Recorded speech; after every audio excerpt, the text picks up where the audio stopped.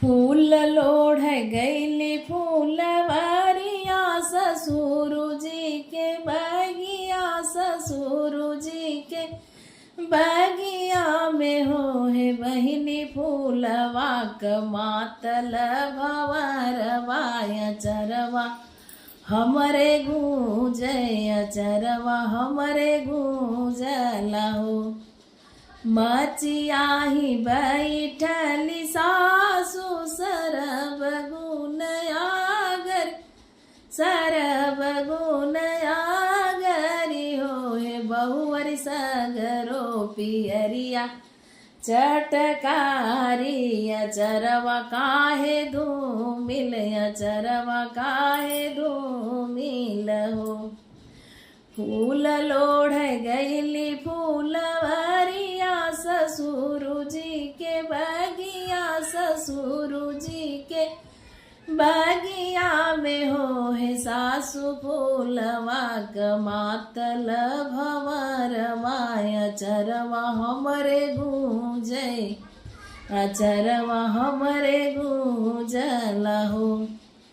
फूल लोढ़ गईली फूलवरिया ससुर जी के बगिया, ससुर जी के बगिया में हो हे बहिनी फूलवा क मातल भवरवाय चरवा हमरे गूंजय, चरवा हमरे गूंजला हो। आंगने में ठाढ़ देवरवा त बोलिया कु बोली बोले, बोलिया कु बोली बोले हो। हे भौजी सगरो पियरिया चटका, आंगने में ठाढ़ देवरवा त बोलिया कु बोली बोले, बोलिया कु बोली बोले हो। हे भौजी मोर भैया छाए परदेस, चरवा काहे धूमिल, चरवा काहे धूमिल हो।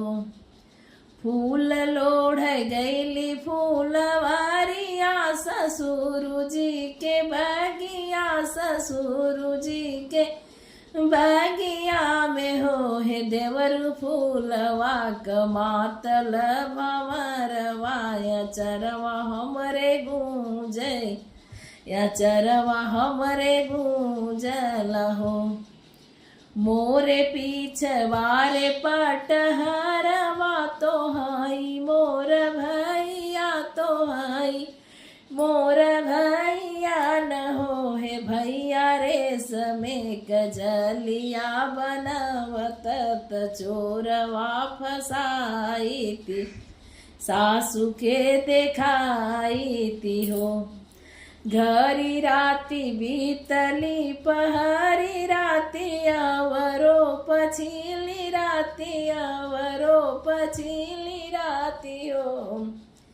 हे बहिनी आधी की राती पियवाई पलंगिया चढ़ी बैठे, पलंगिया चढ़ी बैठन हो। अरे अरे सासू बढ़ाई तिनी बनलू पटखाइनी, बड़ी रे पटखाइनी हो। हे सासु चिन्ही ले हुआ अपन बेटा हुआ, लछनवा मोहि लगाऊ, लछनवा मोहि लगावेलू हो। फूल लोढ़ गईली फूलवरिया ससुर जी के